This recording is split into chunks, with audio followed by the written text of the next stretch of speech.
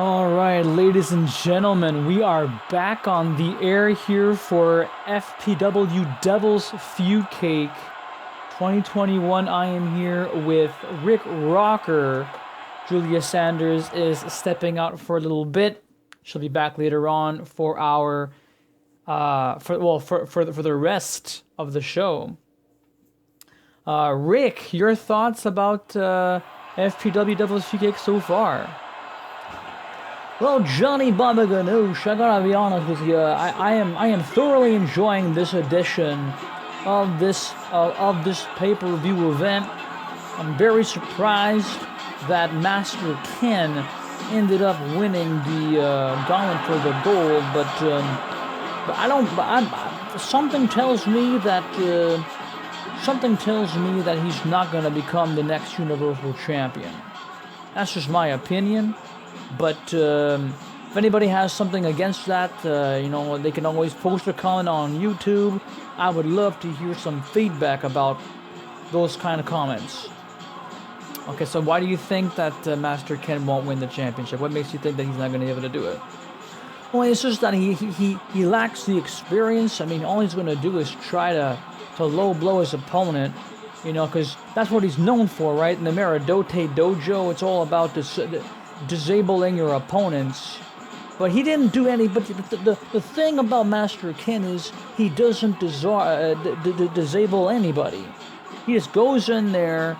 He happens to have been drawn a lucky number, and now he's going up against by far one of the best grapplers in the business today in fantasy pro wrestling. And that is Cursed, the reigning Universal Champion, or it could be the second best superstar here in fantasy pro wrestling. That's Shane Ginger Dallas Page Gordon. And I use those air quotes for those who cannot see that.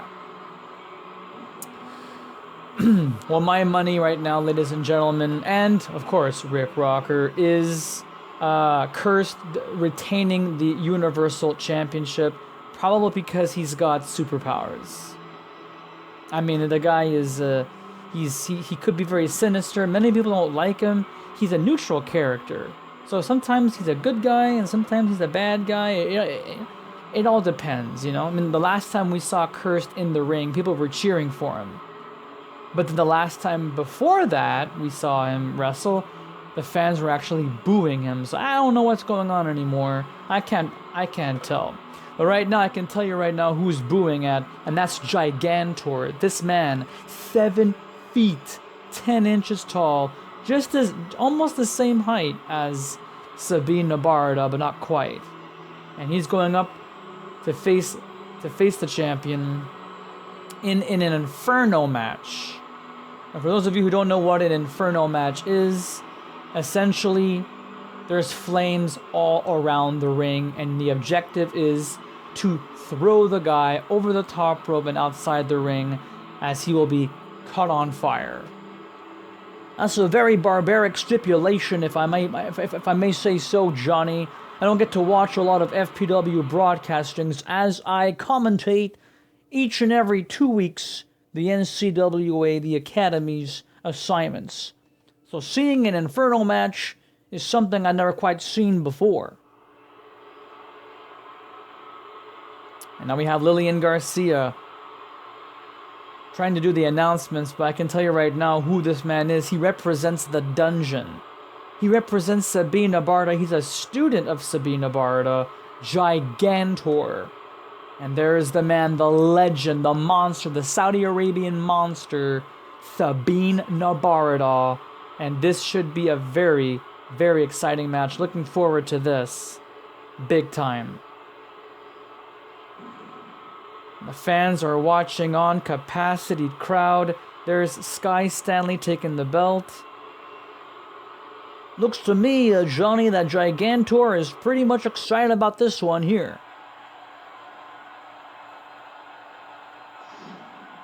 Alright, friends, the match begins. Here we go. Sabeen Nabaradaw and Gigantor having a bit of a showcase here. Flame on, as the Human Torch would say in the Fantastic Four or something. Chris Evans, right? Yeah, I think so. I haven't seen that movie in a long time, Rick. So it's well, maybe you should go home after this and watch Fantastic Four with the wife, and get in touch with your superhero movies. When was the last superhero movie you've watched, Rick? Hard to say. There's so many of them, and it's quite confusing, to be honest with you. But I think I've watched a Spider-Man movie. It was Far From Home or something like that. It wasn't a bad film. I gotta be honest with you. It wasn't a bad film. I would definitely watch it again if I was with some friends, or if there was no COVID-19. I could go to a friend's house. That'd be nice.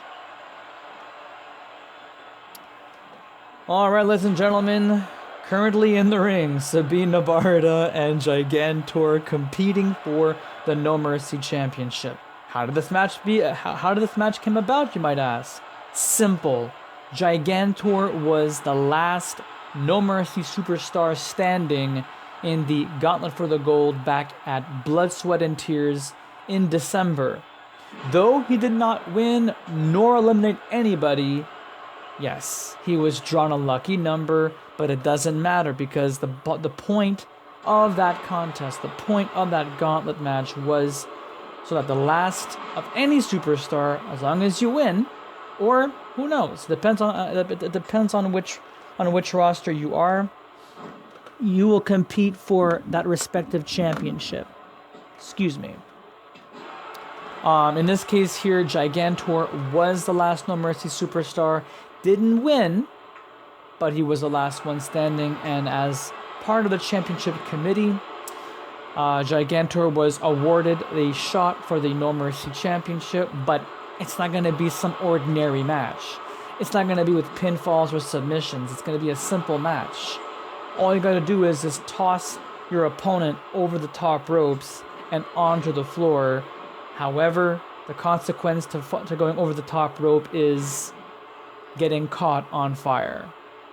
That's the only thing that I gotta say about that, Rick. I know you're looking quite pickish right there, man. I mean, I get it. It's very dangerous, but those are the stipulations, Rick. I don't know who created the Inferno match. I know that I used to watch the very first Inferno match way back in the WWF. I think it was Kane and Stone Cold Steve Austin, or it was The Undertaker and Kane or something. But it was definitely a match that was in favor of Kane, because, he's all about hellfire and brimstone and setting people on fire. But I think, if memory serves me correctly, he was once caught on fire too. Yes, he was. Yes. I think that was back in '98. I think it was for the WWF Championship. I'm not quite sure. I can always go ahead and do some extensive research on that. I wasn't prepared, Rick, for that. I mean, my purpose here is to call the action with you for this match, and also we have the ECW World Tag Team titles on the line in Flaming Tables match stipulation, and of course in Tables, Ladders, and Chairs, we've got the ECW World Heavyweight Championship up for grabs. As, oh my goodness, already. That was fast, and that was definitely furious, ladies and gentlemen. Rick, do you want to tell the audience what you just witnessed? Well, it seems to me that Sabeen Nabaradaw just shoved Gigantor over from the bottom ropes, and he was in his smoky flame, and I don't think we're gonna see the wreckage here of Gigantor, but he's definitely in flames right now, and Sabeen Nabaradaw is still the No Mercy champion. Congratulations to the Saudi Arabian monster. He definitely deserves the win for this one. And honestly, I don't even know who the hell is going to be able to top off this man. 7 feet, 11 inches tall, 450 pounds. It's incredible. Thank you very much for watching, ladies and gentlemen. And, well, there goes Rick Rocker. I guess he's off to doing another interview. There's a lot more action here on FPW Devil's Feud Cake. Don't go anywhere, fans.